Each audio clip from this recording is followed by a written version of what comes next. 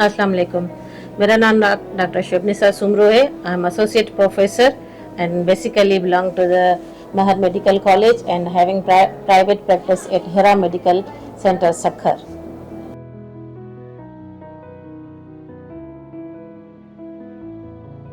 Today we are going to discuss about the antimicrobial resistance or AMR.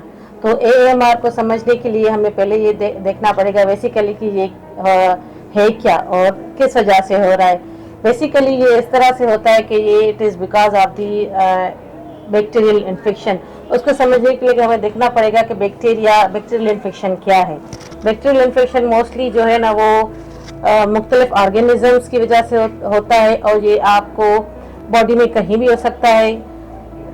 Respiratory tract infection हो सकता है, chest infection होता है, gastrointestinal infection हो सकता है, जेनिटल ट्रैक्ट इन्फेक्शन हो सकता है। ये एक सिंपल कट से लेके बड़े कुछ जो भी हम सर्जरीज कर रहे हैं उसमें ये इन्फेक्शन हो सकता है।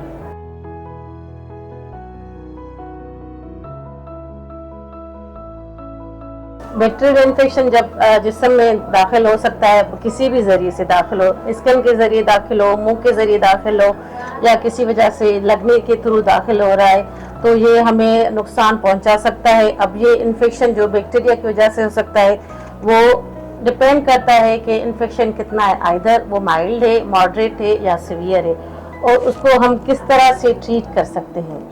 ट्रीट करने के लिए हमें जो है ना मोस्टली इसको ट्रीट करने के लिए एंटीबायोटिक्स की ज़रूरत होती है। एंटीबायोटिक्स अब डिपेंड करता है कि कौन से बैक्टीरिया के लिए कौन सी एंटीबायोटिक दी जाए। अब जो है जब इन्फेक्शन बैक्टीरियल इन्फेक्शन होता है तो उसके बाद कितना उसका डोज देना चाहिए और किस तरह से दिया जाए, ये डिपेंड करता है इन्फेक्शन पे कि कितना सीवियर है, माइल्ड है, मॉडरेट है या सीवियर है।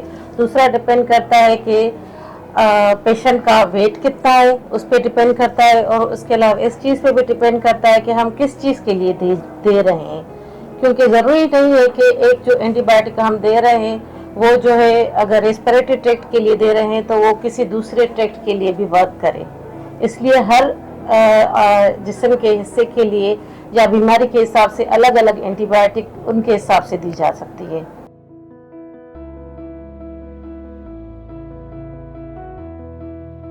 जैसे मैंने डोज के बारे में बताया कि एंटीबायोटिक का डोज किस तरह से दिया जाए, इस हिसाब से ये है कि अगर आप प्रॉपर डोज नहीं लेंगे तो उसमें यह है कि रेजिस्टेंस बन सकता है और जो है उसके साथ में साइड इफ़ेक्ट्स का रिस्क बढ़ सकता है।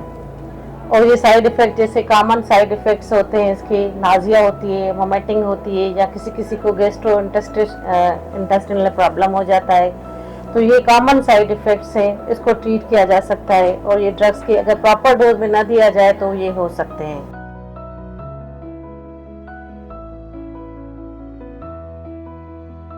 मोस्टली जो एंटीबायोटिक दिए जाते हैं डोज, वो डिपेंड करता है कि सीवियरिटी कितनी है। जैसे मैंने पहले भी बताया था कि आइदर माइल्ड है, मॉडरेट है या सीवियर है, और कितने ड्यूरेशन के लिए दिया जाए।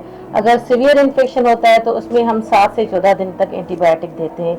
अगर उसको प्रॉपर ना दिया जाए तो, या कभी कभी ऐसा होता है कि मरीज़ ले लेता है एंटीबायोटिक, जैसे ही उसको फ़र्क पड़ जाता है वो दवाई छोड़ देता है। अगर वो दवाई छोड़ दी उसने, वो समझता है कि मैंने दवाई छोड़ दी है, लेकिन दवाई छोड़ने से ये होता है कि उसको फ़र्क तो पड़ जाता है लेकिन वो फिर उसमें रेजिस्टेंस आ जाता है, बाद में वही दवाई जो है ना वो असर नहीं करती। इसके अलावा जो एक इम्पॉर्टेंट इशू मैं आपसे डिस्कस करना चाह रही हूँ वो ये है कि आजकल का जो माहौल है उसमें मोस्टली जो है ना लोग इंटरनेट पे जाते हैं, सर्फ करते हैं अपनी कंडीशन के हिसाब से। जब इंटरनेट पे आप जा रहे हो, सर्च करते हो, तो उसमें से ये ज़रूरी नहीं है कि जिस चीज़ को आप सर्च कर रहे हो वही आपको मिले। जहाँ तक रिलेटेड टू मेडिकल फील्ड होता है वो कहीं कहीं साइट्स पे पेशेंट के अपने दिए गए होते हैं कि एक्सपीरियंस उनके क्या है, वो उस पर सर्च करते हैं अपनी कंडीशन के हिसाब से। उसके बाद वो अपनी दवाई खुद सिलेक्ट करते हैं, जिसे कहते हैं सेल्फ मेडिकेशन। और सेल्फ मेडिकेशन जो है ना वो हार्मफुल है, क्योंकि आपके वो बगैर सुपरविजन के होती है, उसमें कोई डॉक्टर का या फिजिशियन का रोल नहीं होता। जब सेल्फ मेडिकेशन करते हैं आपको प्रॉपरली ये भी पता नहीं होता है कि इसके साइड इफ़ेक्ट्स क्या हैं, ये किस तरह से हो सकते हैं। ये चीज़ को अवॉइड करनी चाहिए। जब भी आप किसी चीज़ के लिए, किसी भी बीमारी के लिए, किसी भी बैक्टीरियल इन्फेक्शन के लिए मेडिसिन ले रहे हैं तो अपने डॉक्टर से कंसल्ट करके प्रॉपर डोज और प्रॉपर ड्यूरेशन के लिए लेना चाहिए।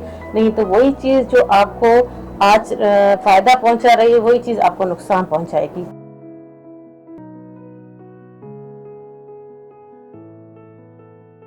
जैसे हम आज एंटी माइक्रोबायल रेजिस्टेंस पे बात कर रहे हैं, तो ये एंटी माइक्रोबायल रेजिस्टेंस में होता क्या है, ये इस चीज़ को समझने की कोशिश कर रहे हैं। अब इसमें एंटी माइक्रोबायल रेजिस्टेंस में ये हो जाता है कि जैसे बैक्टीरिया है या बैक्टीरिया जो इन्फेक्शन करवाता है, जब ये एंटीबायोटिक प्रॉपर नहीं दी जाएगी, इसका डोज सही नहीं होगा, इम्प्रॉपर डोज होगा, तो उसमें ये होगा कि वही बैक्टीरिया अपनी जेनेटिक म्यूटेशन कर लेता है, उसमें अपनी जो है ना इंटरनली वो चेंजेस आ जाते हैं।